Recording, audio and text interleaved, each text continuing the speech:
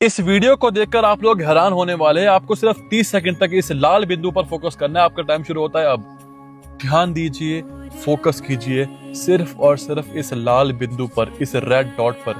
जितना आप फोकस के साथ इस रेड डॉट को देखेंगे उतना ही बड़ा चमत्कार आपको देखने को मिलेगा।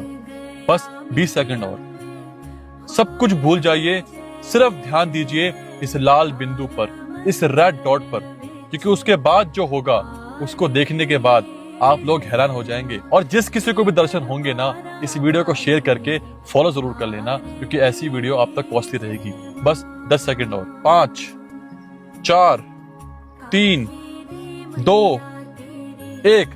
अब जल्दी से अपने कमरे की छत पर देखिए और जोर जोर से पलके झपकाइए, जोर जोर से। जी हाँ, अगर आपको भी माता रानी के दर्शन हो गए तो इस वीडियो को जितना हो सके शेयर कीजिएगा और फॉलो जरूर करना। जय माता दी।